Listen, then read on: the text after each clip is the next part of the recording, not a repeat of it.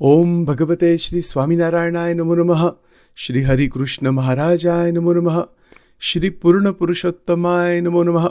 શ્રી પરબ્રહ્મણે નમઃ. સજાનંદ સ્વામી મહારાજની જય. શ્રી સદ્ગુરુભ્યો નમઃ. જય શ્રી સ્વામિનારાયણ. સ્વામિનારાયણ spirituality.com અને યુટ્યુબ ચેનલમાં દરેકનું સ્વાગત છે. પ્રથમ તો પરાત્પર પૂર્ણ પુરુષોત્તમ ભગવાન શ્રી હરિ એમના દિવ્ય ચરણ કમળમાં અનંત કોટી દંડવત પ્રણામ, અનંત કોટી નમસ્કાર, અનંત કોટી પુષ્પાર્પણમ સહિત મહારાજ અને એમના પરમહંસો ભક્તો હમણાં પરંપરામાં જેટલી અતિ સુંદર ગુરુ પરંપરાઓ બધી જે છે દરેકના ચરણોમાં મસ્તક નમાવીને ચરણરજ માથે ચડાવીને આગળ આપણે વેદરસની અંદર મનન ચિંતન કરવા માટે પ્રયત્ન કરીએ છીએ. વેદરસની અંદર આપણે જ્યાં સુધી આવ્યા છીએ એની અંદર મહારાજ કહે છે કે આત્માનો સાક્ષાત્કાર થઈ શકે. આત્માના સાક્ષાત્કારની વાત આપણે ઘણા ટાઈમથી ચાલે છે અને અનુભવ ઉપર જવું છે. કેવળ વાતો નથી કરવી, પણ અનુભવ મહત્ત્વનું છે. અનુભવ જ મહત્ત્વનો છે અને અનુભવ વગર બધી વાતો તો પછી વાતો જ રહે. સંસ્કાર થાય એવું નથી, એનો મહિમા છે વાતોનો. વાતો એટલે બધી કથા વાર્તા. કથા વાર્તાનો અતિશય મહિમા છે, પણ કથા વાર્તા સાંભળીને અનુભવમાં ના આવે તો એ તો કેવું છે કે સરસ ભોજન પ્રાપ્ત થઈ ગયું હોય, ભૂખ પણ લાગી હોય, પણ આપણે કશું જમીએ નહીં, મોઢામાં અન્ન ના મૂકીએ, પ્રસાદ ના મૂકીએ તો પછી એનો કોઈ લાભ થતો નથી. એવી રીતે અનુભવના લેવલ ઉપર જવું હોય, જે સાચા ભક્ત હોય, સાચા મુમુક્ષુ હોય, જેને ખરેખર ભગવાનને અતિ પ્રસન્ન કરવા હોય, ભગવાનનો સાક્ષાત્કાર કરવો હોય, રાગ, દ્વેષ, અહમ, મમત્વ બધા દોષો એકે એક બાજુમાં મૂકી દેવા હોય, એવા જે તીવ્ર મુમુક્ષુ, એવા જે શુદ્ધ મુમુક્ષુ, એવા જે અતિ મોટા ભગવાનના ભક્ત આપણે જો બની શકીએ તો વેદરસ ત્યાંથી ચાલુ થાય છે આપણા માટે. વેદરસ એટલે સ્વામિનારાયણ ભગવાનનું અંતરનું રહસ્ય છે. એનાથી પર કોઈ વાણી હોઈ ના શકે અને છે જ નહીં. એ પરાવાણી છે, એ દિવ્ય વાણી છે. અને આપણે જ્યાં સુધી હમણાં મનન ચિંતન કર્યું છે, આપણે સ્ટાર્ટિંગમાંથી જે સ્વસ્તિ શ્રી પરમહંસ મંડળ મહાશુભ સ્થાને ત્યાંથી લઈને આપણે લગભગ 11 પેરેગ્રાફ જોયા છે. અને એમાં જે છેલ્લો જે પેરેગ્રાફ આપણે જ્યાં સુધી આવ્યા છે કે બીજું આ વિચાર કરતાં જેમ બીજાનો દેહ પોતાના દેહથી નોખો જણાય છે, તેમ પોતાનો દેહ પણ પોતાના આત્માથી નોખો જણાશે. બીજું આ કાગળને વિશે તમારે વિશે બ્રહ્મવિદ્યા સંબંધી વિચાર જે અમે લખીએ છીએ તે વિચાર અમારા અંતરના રહસ્ય રૂપ છે અને સર્વે ઉપનિષદના પણ રહસ્ય રૂપ છે. આપણે આટલા સુધી આવ્યા છીએ અને આટલા જે પોઈન્ટ જે છે, જે વેદરસમાં આટલા જે પેરેગ્રાફ સ્ટાર્ટિંગમાં આપણે લીધા છે મહારાજની દયાથી, એને સમજવા માટે આપણે વચનામૃતની અંદર જવું પડે છે. વચનામૃતનો પૂર્ણ અભ્યાસ, એ તો અલૌકિક વાણી છે બધી મહારાજની. કોઈમાં સામર્થ્ય નથી કે એનો કોઈ પાર પામી શકે, એ પોસિબલ જ નથી. પણ આપણે પ્રયત્ન કરવો જોઈએ એને સમજવા માટે, અને ભગવાનને પ્રાર્થના કરવી પડે કે હે પ્રભુ, અને સંતોને પ્રાર્થના કરવી પડે કે તમે દયા કરો કે આ બધું સમજાય અને વર્તનમાં આવે, અનુભવમાં આવે. તો એના આધારે આપણે વચનામૃત ગરડા મધ્યનું મધ્ય 39, ગરડા મધ્ય 39નું જે વચનામૃત છે એમાં આપણે મહારાજની જે વાણી છે એમાં મહારાજ પોતે અંતરદ્રષ્ટિની વાત કરે છે અને આત્માના સાક્ષાત્કારની વાત ત્યાં કરે છે. આપણે જરા ફરીથી જોઈશું અને પછી આ જે પોઈન્ટ જે છે અંતરદ્રષ્ટિ અને આત્માનો જે અનુભવ જે છે એને વધારે સ્પષ્ટ સમજવા માટે ભગવદ્ ગીતાનું જે શ્લોક છે, પ્રજાહતિ યદા કામાન સર્વાન પાર્થ મનોગતાન, એ શ્લોકના આધારે પછી આપણે 50 પોઈન્ટ લઈએ છીએ જેને લઈને અનુભવમાં આવે. મૂળ શું છે, આટલું બધું નિરૂપણ કરવાની જરૂર શું, કે નિરૂપણ જેટલું આપણે કરી શકીએ, સાંભળી શકીએ, તો વધારે સ્પષ્ટ થાય. જુદા જુદા દૃષ્ટિકોણથી, જુદા જુદા વાક્યો દ્વારા, in English we say from multiple perspectives we can understand the one truth. Gunatitanand સ્વામીએ પણ વાત કરેલી છે કે એક સૂક્ષ્મ વાત સમજવી હોય તો 100 જુદા જુદા દૃષ્ટિકોણથી આપણે એનું મનન કરી શકીએ તો એ સૂક્ષ્મ વાત જે છે એ સ્થૂળ જેવી ભાસે અને પછી આપણા અનુભવમાં પણ આવી શકે. આપણે જ્યારે ફરીથી આ વચનામૃત જોઈશું પછી શ્રીજી મહારાજે પ્રશ્ન પૂછ્યો છે, દેશકાળ ક્રિયા સંગાદિકે કરીને પણ જે પોતામાં એવો ગુણ હોય તે જાય જ નહીં, એવો જેને જે સ્વાભાવિક ગુણ હોય તે કહો. આ પ્રશ્ન છે ને કે દેશકાળ ક્રિયા સંગ, મંત્રશાસ્ત્ર, દીક્ષા, ધ્યાન, અનંત પ્રકારના બધા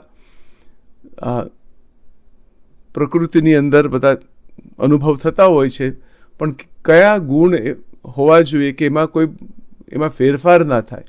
પછી શ્રીજી મહારાજ પોતાની જ વાત ત્યાં કરે છે, અમે અમારા એવા સ્વાભાવિક ગુણ રહ્યા છે તે કહીએ. આ કેમ લખ્યું છે ફરીથી આપણે યાદ કરીએ કે આપણા માટે લખ્યું છે, એમનામાં કંઈ આ બધું કરવાની કંઈ જરૂર નથી, એ ભગવાન છે સ્વયં.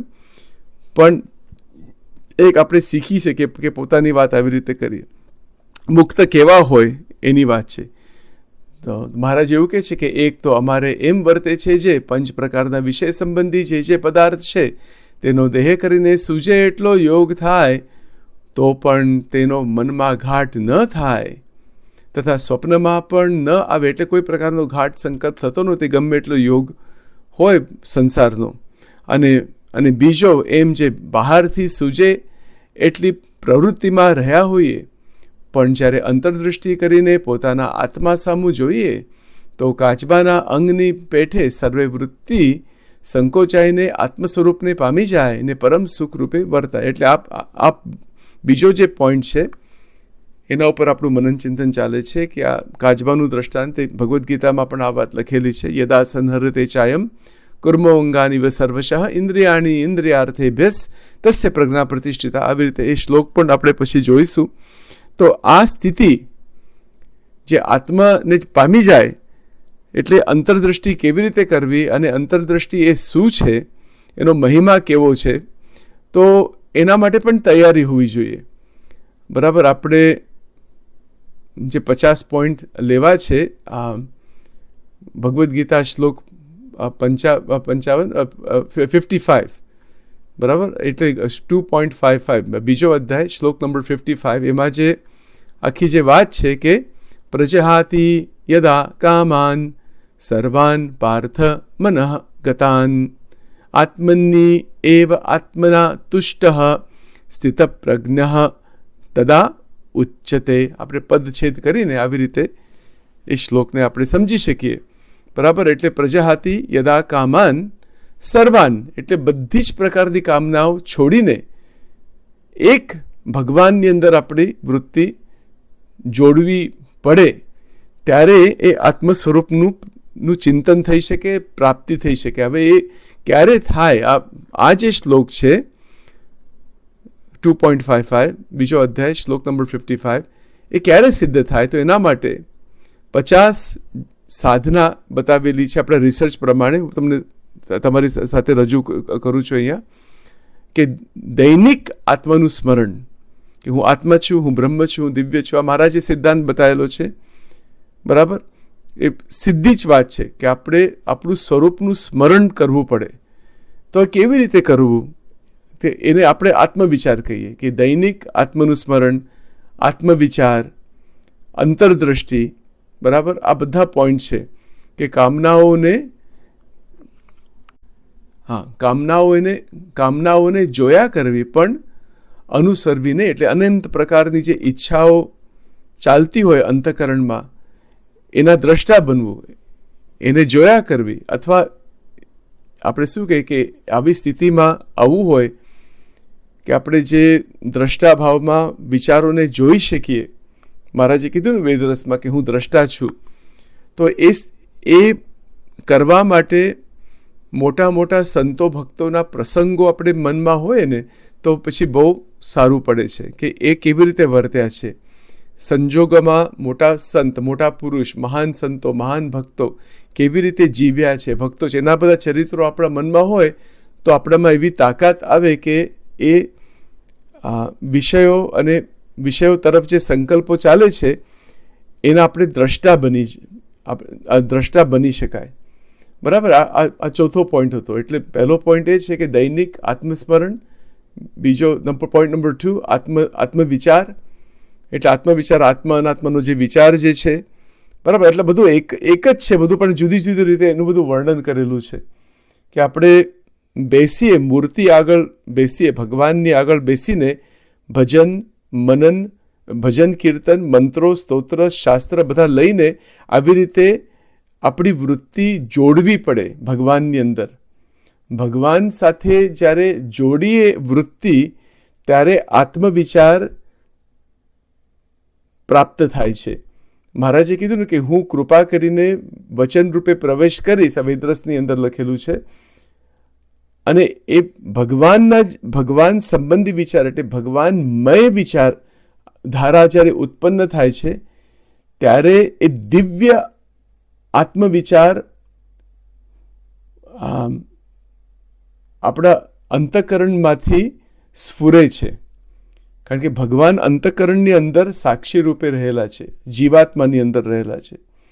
એટલે આપણા અંતઃકરણમાં એ દિવ્ય વિચાર પ્રગટ થાય છે, એને કહેવાય આત્મવિચાર. અને એ જ અંતરદ્રષ્ટિ છે. એટલે એ જે અંતરદ્રષ્ટિ, જે દિવ્ય વિચાર ધારા, કેવળ શુદ્ધ વિચારધારા નહીં, એનાથી પર છે, એ દિવ્ય વિચારધારા આપણા અંતઃકરણની અંદર આવી જાય ત્યારે મન સ્થિર, પવિત્ર, શાંત, ભગવતમય, મૂર્તિમય, સત્સંગમય આવી રીતે અખંડ રહ્યા કરે ત્યારે અંતરદ્રષ્ટિ કરવાની તાકાત આવે છે. દિવ્ય અંતરદ્રષ્ટિ છે આ, જેને લઈને પછી વચનામૃતમાં જે મહારાજ કહે છે પોતાની આમ નિમિષ લઈને કે જ્યારે અંતરદ્રષ્ટિ કરીને પોતાના આત્મા સામું જોઈએ તો કાચબાના અંગની પેઠે સર્વે વૃત્તિ સંકોચાઈને આત્મ સ્વરૂપને પામી જાય ને પરમ સુખ રૂપે વર્તે. એટલે એ આત્માના સાક્ષાત્કારમાં એ વૃત્તિ લીન થઈ જાય છે. એટલે સર્વે વૃત્તિ અંતઃકરણની અંદર એવી આવી જાય એટલે બધા યોગ શાસ્ત્રો આવી ગયા એની અંદર. કર્મયોગ, જ્ઞાન યોગ, ધ્યાન યોગ, બધા 10મી ભક્તિ બધું જ આવી ગયું. એનું કારણ એ છે કે વિચારધારા એટલી બધી સ્થિર થઈ ગઈ છે ભગવાનમાં. અને જ્યારે શાંતિથી આપણે એકલા બેઠા હોઈએ અને ભગવાન સાથે બેઠા હોઈએ ત્યારે વૃત્તિ સહજ રીતે અંતરસન્મુખ થઈ જાય અને કોઈ પ્રકારના વિક્ષેપ રહેતા નથી. પણ આ સ્થિતિ પ્રાપ્ત કરવા માટે આ ગીતાજીનો જે શ્લોક છે પ્રજાહાતિ યદા કામાન, એ શ્લોક સિદ્ધ કરવા માટે આપણે 50 પોઈન્ટ લઈએ છીએ. આની લિંક આવી છે. તો ચોથો પોઈન્ટ એ છે, પોઈન્ટ નંબર 4, કે કામનાઓને જોયા કરવી. કારણ કામનાઓ તો આવે, સંકલ્પો આવે, જાત જાતનું બધું આવે, પણ એના પણ અનુસરવીને એ જે અનંત પ્રકારની જે ઈચ્છાઓ ચાલ્યા કરે છે, વિચિત્ર પ્રકારની ઈચ્છા કે અથવા જે શું કહીએ કે ભગવાન વિમુખ, વૈષ્ણવમાં વાત થાય છે કૃષ્ણ સન્મુખ અને કૃષ્ણ બહિર્મુખ. બરાબર. એટલે કૃષ્ણ બહિર્મુખ જે વૃત્તિ છે, ભગવાનના સન્મુખ જે વૃત્તિ છે એ અંતરદ્રષ્ટિ તરફ આપણે લઈ જાય. અને ભગવાનથી બહિર્મુખ જે વૃત્તિ છે એ પછી વિષયો તરફ, જગત તરફ લઈ જાય. એટલે કામનાઓને જોયા કરવી પણ અનુસરવી નહીં. એટલે કામનાઓ અનંત પ્રકારની આવે એ બહિર્મુખ છે એના અનુસરમાં, એટલે એ પ્રકારે એનું પ્રવર્તન કરવું નહીં અંતઃકરણમાં, અને આચરણ ના કરવું. આ એક પ્રકારની એક શક્તિ છે આ કરવા માટે. આ ચોથો પોઈન્ટ. પછી 5મો પોઈન્ટ એ છે કે સંતોષનો અભ્યાસ. આ બહુ મોટી વાત છે.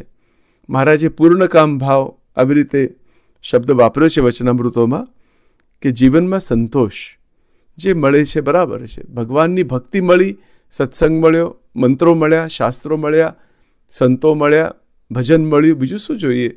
બરાબર. ખાવા પીવાનું, રહેવાનું બધું મળ્યું. આપણે જે બાકી બધી સાંસારિક ક્રિયા તો કરવી પડે ગૌણ રીતે, નિર્બંધસ થઈને. એટલે જીવનમાં સંતોષ ના હોય ને તો પછી ઈચ્છાઓનો કોઈ અંત નથી અને અધૂરું બધું રહ્યા કરે. એટલે સંતોષનો અભ્યાસ કરવો પડે. હા, બોલીએ તો ખરા કે સંતોષી જીવન, પણ એનો અભ્યાસ કેવી રીતે થાય કે એનો મહિમા સમજવો પડે કે મારે સંતોષ જ રાખવો છે, મારે વિષયો તરફ દોડવું નથી. કામ, ક્રોધ, લોભ, મોહ, મત્સર બધું કચરો છે અંતરકરણમાં. અને સંતોષ 9 પ્રકારની ભક્તિથી થાય છે. સ્વધર્મ, વૈરાગ્ય, તપશ્ચર્યા અને નિયમ, એ જે 4 સાધન જેને લઈને ઇન્દ્રિય વશ થઈ જાય, ઇન્દ્રિયો પર આપણો કંટ્રોલ આવી જાય છે. અને 9 પ્રકારની જે ભક્તિ છે, શ્રવણમ, કીર્તનમ, વિષ્ણુ સ્મરણમ, પાદસેવનમ, અર્ચનમ, વંદનમ, દાસ્યમ, સખ્યમ, આત્મા નિવેદનમ, આ સાધનાથી સંતોષની પ્રાપ્તિ થાય છે. એટલે એમાં કોઈ પ્રકારની તકલીફ રહેતી નથી. નંબર 6 સાધન, નંબર 6 છઠ્ઠી સાધના, દૈનિક શાસ્ત્ર અભ્યાસ.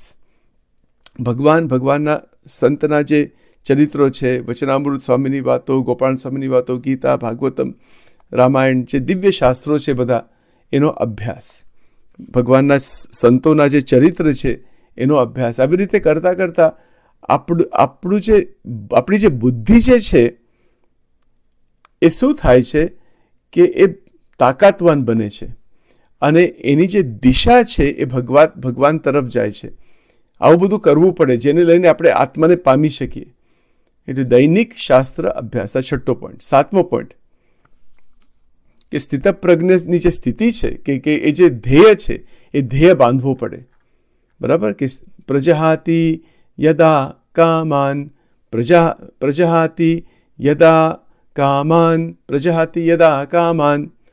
સર્વાન પાર્થ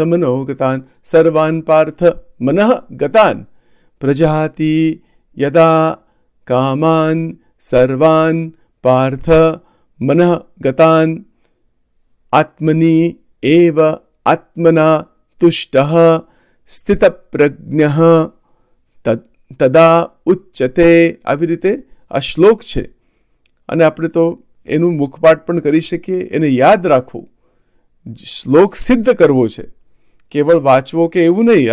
એ તો બરાબર છે, આપણે હમણાં વાંચ્યો કે બોલ્યો, પણ અને શીખી શકાય એવું નથી કે ના. એમાં શું એટલું બધું અઘરું છે?